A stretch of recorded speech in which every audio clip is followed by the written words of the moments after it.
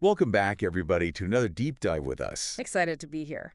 Today, we're going to be exploring Mm. Jewel in the Lotus, The Tantric Path to Higher Consciousness. Ooh, It's by Sunyata Saraswati and Bodhi Avinasha. okay. And this book is a guide to Tantric Kriya Yoga. Right. And it's all about using Yes. sexual energy to Okay. expand your consciousness. I like it. If you guys like these deep dives, Yeah. hit that subscribe button below and buy us a coffee. That's right. We appreciate it. Support the channel. Yes. Yeah.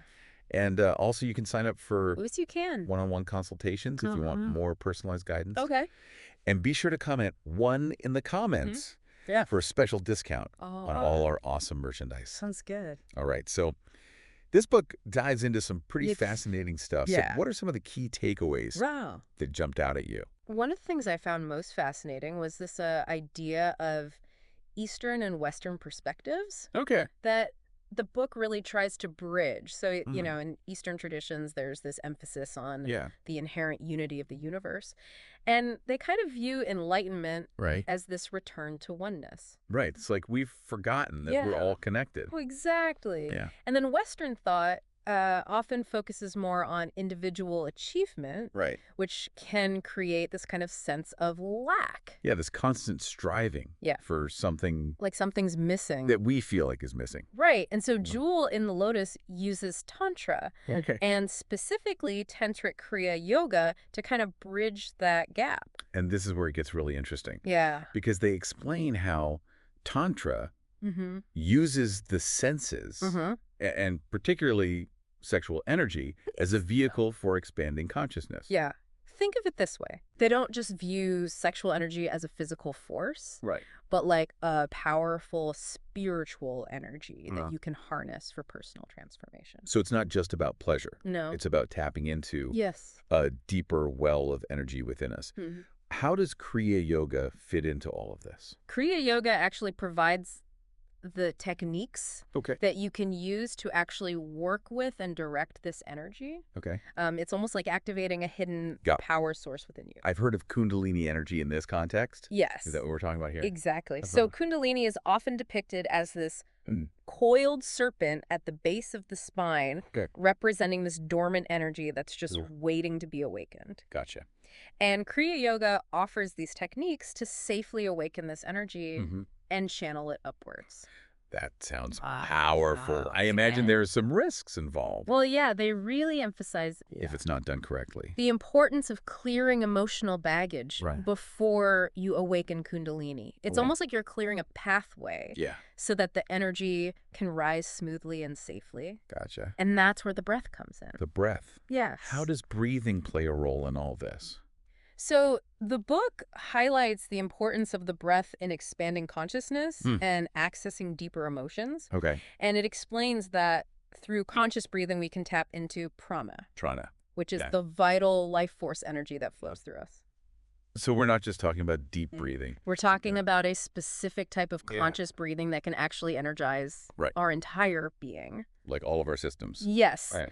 The book even delves into the different Yeah. energy bodies that we have. Okay. The etheric, the astral, Mm-hmm. the mental, the causal, and the nirvanic. Wow. Each of these connected to different levels of Yeah. consciousness. It's like we have this whole intricate Right. energy system within us that we're usually completely unaware of. And we are. That's the thing. Yeah. And so the book is providing us with this framework for Yeah. understanding it and working with it.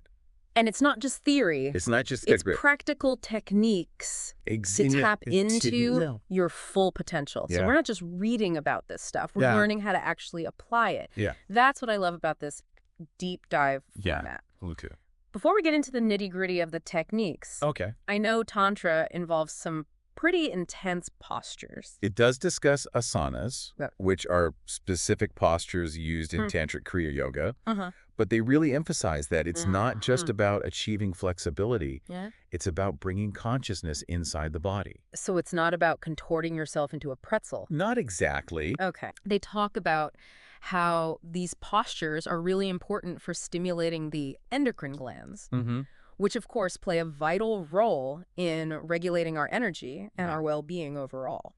So the physical postures are directly connected They to are. working with our energy system. Precisely. Okay. And they even introduced a system called Rishi isometrics. Rishi isometrics. Yeah. What are those? It's kind of like postures Ah. adapted for the modern world, Yep. especially helpful for relieving Yeah. tension in the neck and shoulders. Well, that sounds like something I could definitely benefit from. I think we all could. Yeah. So we've got the breath, Mm-hmm. we've got the energy bodies, Yes. and the specific postures. Yes. How does all this tie back to Tantra's focus on sexual energy? That's what I'm really curious about. I know. Well, that's where this concept of Ida, Okay. Pingala, and Sushumna comes in. Oh. These are the primary energy channels in the body. Energy channels like pathways for Yes. this Yeah. prana energy to flow through. For the prana to flow through, exactly. Yeah. And so Ida and Pingala are associated with the Gotcha. left and right nostrils, Mm-hmm. and they actually represent the feminine and masculine energies within us. Okay. So Ida, which is on the left, carries like a lunar, more receptive energy. Yeah. And then Pingala, which is on the right, carries a more solar active energy. It's like the yin and yang within our... Exactly. Okay. Now, Sushumna is the central channel, Okay. and that gets activated Yeah. when Ida and Pingala are balanced. Okay. And this is the channel through which the Kundalini energy rises. So balancing those energies Yes. is crucial for awakening. Very much so. Kundalini, Yeah. And Jewel in the Lotus talks about all different kinds of techniques Mhm. to achieve this balance, Okay. like alternate nostril breathing. Visualizations Mm. and specific postures, Yeah. all designed to harmonize Gotcha. these energies within you. This is all starting to come together. It is. It's like we're building a foundation for Yeah. understanding how to work with this powerful energy. Mhm. And then the book goes on to explore the chakras, Yes. which are energy centers located along the spine, Uh-huh. and how they relate to our physical, emotional, and spiritual well-being. That's right. The chakras. I know. This is where I think a lot of people Yeah, get really interested. It's fascinating. Tell me more about how Jewel in the Lotus approaches the chakras. So they describe the chakras as these spinning wheels of energy, Okay. each associated with a specific endocrine gland element, level of consciousness, Okay. and even dimension. It's quite a Yeah. its whole system. Comprehensive system. Yeah. So each chakra governs a different aspect of... Our being. Exactly. So Right. for example, Muladhara, Okay. the root chakra, is located at the base of the spine. Mm-hmm. And it's all about survival, grounding, and Yeah. our connection to the physical world. It makes sense that it would be located at the base of the spine, like our Our roots. roots. Yeah. Yeah. And then we have And then we have Sadhisthana. Svadhisthana. Sadhisthana, Okay. which governs creativity, sexuality, and Yeah. emotions. It's where our passionate energy Right. comes from. So if someone's feeling blocked creatively or emotionally, Yeah. it might be related to It could be. an imbalance in their sacral chakra. They explore that possibility in the book. Yeah. And then as we move up the spine, Mm-hmm. we encounter Manipura, Manipura. the solar plexus chakra. Okay. This one's all about personal power Yeah. and transformation. Sounds like a powerhouse. It is. Okay. Yeah. And then there's Anahata, Anahata. which is associated with love, Yeah. compassion, connection. Right. This is where we experience deep emotions, Yeah. connect with others. It's the heart center where we feel empathy Yes. and build relationships. I'm starting to see how it all connects. each chakra really does represent It all different aspects it all of ties together. our lives. Yeah. And there are 3 more to go. Okay. Next is Vishuddha, Vishuddha. the throat chakra, Okay. which governs communication, Mm-hmm. self-expression, Yeah. and speaking your truth. That's so important, That's especially in loud. today's world. Yeah. What about the last 2? Okay, so then we have Ajna, Aj. the third eye chakra located between the eyebrows. Okay. This chakra is associated with intuition, Uh-huh. insight, and your connection to Okay. deeper wisdom within. I've heard people talk about Yeah. opening their third eye. Is that what we're talking about? That's what they're talking about. It's about developing your intuition Right. and accessing this Higher level of awareness. higher level of awareness. Gotcha. And then finally we have Sahasrara, Sahasrara. the crown chakra, Okay. located at the top of the head. Mm-hmm. This chakra represents enlightenment Wow. spiritual connection, Okay. and unity with the divine. It sounds like the culmination of the whole Well, system, it's the ultimate the goal of the journey journey. of the journey. Okay. Yeah. And Jewel in the Lotus emphasizes that Yeah. each of these chakras can be stimulated and balanced Hmm. through various techniques Right. to help you achieve greater harmony and well-being Gotcha. in all areas of your life. This is all so fascinating. Isn't it? But we've covered a lot of ground already. We have. And I want to make sure we have time to delve into some of the specific techniques Yes. the book outlines. Absolutely. But before we get into that, we are going to take a quick pause. Sounds good. And we'll be back soon to explore those techniques and much more. Stay with us. See you in a bit. And we're back, Yes. diving deeper into Jewel of the Lotus. Okay. Before the break, we were just kind of mapping out the Yeah. chakras, Mm-hmm. these energy centers located along the spine Uh-huh. that govern all these different aspects of our being. Yeah, yeah. And now we can start to look at how these chakras actually connect to the Yeah. tantric practices that the book outlines, Mm. particularly those involving Yeah. sexual energy. You mentioned something Yeah. called yantra meditation Yes. and these kamamarmas Yeah. before the break. Yeah. Can you unpack those a little bit for us? Yes, absolutely. So yantra meditation uses Mhm. geometric shapes Okay. and colors Okay. to stimulate and balance Right. specific chakras. So your focus is Yeah, you can your attention like on focusing your attention a specific visual pattern on a specific visual pattern and then feeling its energy resonating within you. and like feeling its energy resonating within you. Sounds almost like a Got it. visual Like form of acupuncture. A visual form of acupuncture for the energy body. Before the energy body. Exactly. Okay. Now, kama marmas are erogenous zones Okay. that correspond to the chakras. Okay, so we're bringing the focus back to sexuality. Right. How do these kamamarmas work? So they explain how stimulating these kama marmas can awaken Gotcha. and energize Okay. the corresponding chakras. Okay. So imagine experiencing pleasure, not just in those specific areas, Right. but throughout your entire body, Okay. as energy is flowing freely Yeah, through these pathways. That sounds incredibly powerful and quite different It is. from the typical Western approach to sexuality. It's a very different approach. And Tantra really sees the body as a temple Right. and sexual energy as a sacred force Mm-hmm. that can be used to connect Yeah. with yourself and your partner Right. on a deeper level. So it's about moving beyond It is. the simply physical pleasure Moving beyond that. and tapping into something Yeah, and tapping into something more profound, deeper. deeper. Yeah, okay. And they even go so far as to introduce this system called the Tantric Rejuvenation System. Tantric rejuvenation. That Yeah. sounds intriguing. What's that all about? So this system focuses on stimulating the endocrine glands Okay. and balancing the energy body Right. to Yeah. restore youthfulness and vitality. Gotcha. And they emphasize things like consuming wheatgrass juice, Okay. understanding your food sensitivities, Mhm. staying hydrated, Okay. and even using sea salt. I never thought of sea salt as a rejuvenation tool. Right. But it's all about supporting your body's Okay. natural processes Yeah. and creating an environment where energy can flow freely. Okay. And then, of course, a Yeah. key part of Right. This is where it gets tantric rejuvenation okay. is learning to harness Sexual energy. sexual energy. Right. What specific techniques does the book offer for Okay. working with sexual energy? They introduce practices like Aswini Mudra, Okay. Vajroli Mudra, Mm-hmm. and creative masturbation. Creative masturbation. That's not a term you hear every day. Right. Okay. But the emphasis here is on control. Okay. So it's about learning to Right. control ejaculation or climax to conserve Right. energy and direct it upwards through the chakras Okay. towards the higher centers. So it's not about indulgence. It's about It's about mastering this energy. transforming it Okay. from this raw sexual energy into a force for spiritual growth Yeah. and expansion. Okay. They also explain these transmutation breath techniques, Mm-hmm. which use specific breathing patterns and visualizations What? to direct energy to certain Right. areas of the body. So we're learning to consciously channel That's this it. energy. What are some of the benefits of doing it?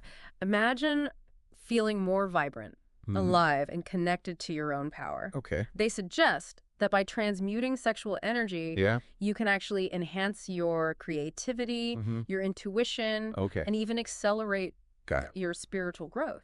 It sounds like a very That'd be powerful fun. path to self-discovery and empowerment. It is. And this mastery extends to the sexual act itself. How so? So, Jewel in the Lotus really emphasizes the importance of prolonged foreplay, Right. stimulating all the senses Right. and using techniques to delay orgasm. Okay. The goal being Right. to build energy and enhance the experience for both partners. So it's about slowing down, being present, and So savoring. it's about savoring the Yeah. experience. Yeah. Yeah. Yeah. It's about transforming the sexual act Okay. into a form of meditation. Right. This sacred space where you can Right. connect deeply with yourself and your partner. Okay. And they introduce some fascinating Yeah. What are they? techniques for achieving this, Yeah. like the tantric kiss Okay. and the Mithuna rite. Okay. Now you've piqued my curiosity. What are the tantric kiss and the Mithuna rite all about? So the tantric kiss is described as this Hmm. technique to synchronize Okay. brain hemispheres Yeah. and deepen the connection between partners. Okay. Imagine a kiss that goes beyond the physical Yeah. emerging of energy and consciousness. Wow. That sounds incredibly intimate. It is. Okay. And what about the Mithuna rite? The Mithuna rite. This is where things get really Right. interesting. The Mithuna rite is like this ritual Yeah. for achieving union on Okay. all levels, Yes. physical, emotional, Yeah. mental, and spiritual. Right. It involves specific breathing techniques, Okay. visualizations, Right. and the shared experience Could of see- heightened energy. So it's like a sacred ceremony. It is like a sacred ceremony. Okay. Yeah, it's about using the power of sexual energy to transcend the limitations of the Mhm. physical body Yeah. and experience a profound connection Right. with your partner and the universe itself. This all sounds incredibly powerful, It is. but I have to admit, it's a lot Yeah. to take in. I know. We're just scratching the surface here. Right. Jewel in the Lotus goes into much more depth, Yeah. providing very specific instructions and guidance Yeah. for those who are ready to embark on this path. But even for those who aren't ready to dive into the full Yeah. tantric path, Right. there's still Yeah. so many valuable insights and practices Lord. in here that can enhance their lives. Absolutely. Right. Just becoming aware of the power of Mhm. your own energy Yeah. and the energy that flows between you Yeah. and others can be so Yeah. transformative. It's like opening up to a whole It's new like opening a door to this dimension of experience. whole other dimension of experience. Okay. And Jewel in the Lotus offers a roadmap for exploring that dimension Cool. and discovering Well- the hidden potential within you. I don't know about you, but I'm feeling inspired to learn more. It's clear that Jewel in the Lotus Yeah, it's much more than just a book is much more than just a book about sex. about sex. Yeah. It's a guide to The unlocking your full potential full potential as a human being. as a human being. Yeah. I think that's a Yeah. great takeaway. For our listeners. Yeah. But before we wrap up, Okay. I want to make sure we touch on I've one been more preparing. key element All right. from the book, and that is the Cobra breath. Ah, the cobra breath. Yeah. This is a technique that's mentioned throughout Jewel in the Lotus, Mhm. especially in relation to the Mithuna rite. Okay? They describe it as this powerful tool for Right. expanding consciousness Okay. and accessing higher realms of perception. It sounds a bit mysterious. It is. What exactly is the Cobra breath, and how does it work? Unfortunately, the book doesn't give specific instructions for Right. the cobra breath. Okay. They emphasize that it's really important to have Right. direct transmission from a Right. qualified teacher. So it's like a secret technique that can only be Yes. learned. It has to be Gotcha. transmitted in person. Gotcha. Yeah. Okay. But they do hint at its power. So suggesting that the Cobra breath can activate dormant brain cells, hmm leading to this expansion of consciousness Okay. and even the ability to perceive Yeah.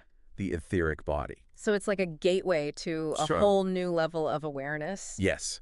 And it's a reminder Right. that there are always deeper levels to explore, Mhm. deeper mysteries to uncover. Right. Well, that's a perfect note to end on It is. because it's clear that Jewel in Yeah. the Lotus Yes. offers a wealth of knowledge Yeah, it does. and practices Mm-hmm. for those who are seeking to expand their consciousness and Mhm. tap into their full potential. Their full potential. Absolutely.